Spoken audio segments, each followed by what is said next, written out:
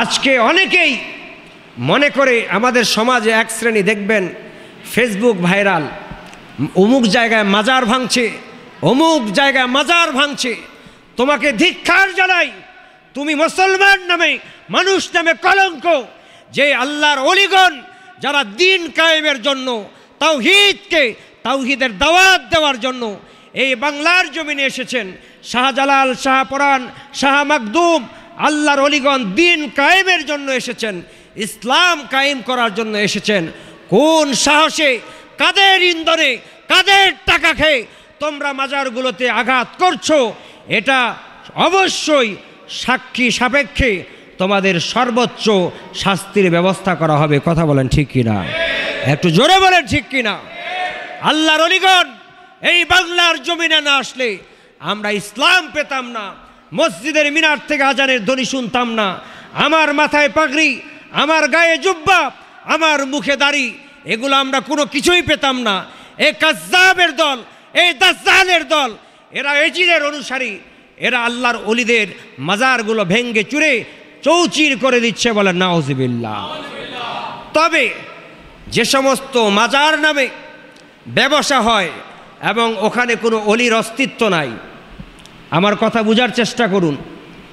যে এমন আছে যে স্বপ্নের যোগে কে বা কাহারা দেখায়েছে যে এখানে আমি আছি, আমার একটা মাজার বানাই দাও, অস্তিত্ব নাই, তাহলে এই সমস্ত মাজারে কোনো মূল্য নাই। আমার কথা বুঝেছেন? আমার জীবনে একবার অভিজ্ঞতা আছে, এখানে প্রধান বক্তা হিসেবে গিয়েছি, হজরত অমুক শাহ রহমতুল্লাহ আলাই।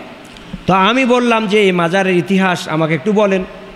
তো ও বললো যে না, অমুক মাস্টার স্বপ্নে দেখেছে যে এখানে একজন আল্লাহর ওলি আছেন, এই জন্য মাজার বানাই দিয়েছি, আর আপনি হলেন প্রধান বক্তা। আমি বলছি এই মাহফিলও আমি করব না, এখানে আমি যাব না।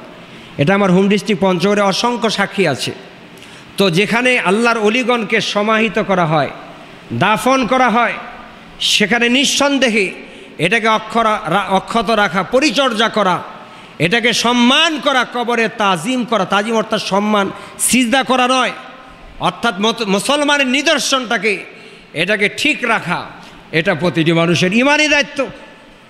দেশে যখন এক প্রকার শান্ত শিষ্ট, আপনার ন্যায্য ন্যায়সঙ্গত আমাদের ছাত্র ভাইয়েরা আন্দোলন করতেছে, আরেকদিকে সেই সন্ত্রাসী কায়দায় এক শ্রেণী মানুষ মাজার এবং বিভিন্ন আমাদের, যদিও এটার উপযুক্ত তেমন প্রমাণ পাওয়া যায়নি, এটা আমি বলছি না, ভারত খুব প্রচার করছে যে বাংলাদেশে মন্দিরগুলোতে হামলা হচ্ছে, এরকম আমাদের দিনাজপুরে কোনো খবর এখনও নেই, পাওয়া যায়নি। কথা বলে ঠিক কি না?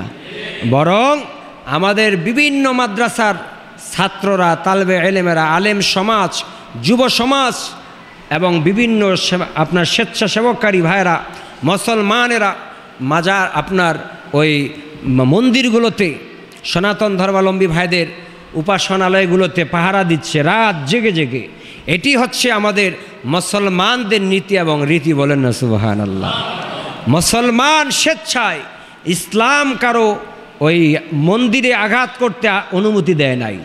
অতএব আজকে বাংলাদেশ সেনাবাহিনীর পক্ষ থেকে আপনাদের কাছে একটি আহ্বান আছে।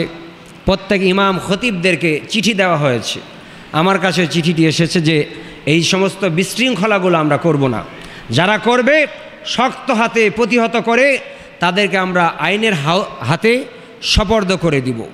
তাহলে এখানে আমি প্রাসঙ্গিকভাবে বললাম যে আল্লাহর ওলিগণ, নবী এবং রসুল আলাইহিস সালামগণ সকলেই আল্লাহ তাআলার পরিচয়, রসুল আলাইহিস সালামগণের পরিচয়, কোরআন সুন্নাহর পরিচয়, তাওহীদ এবং রিসালাতের পরিচয় আমাদেরকে দিয়েছেন। বলি সুবহানাল্লাহ।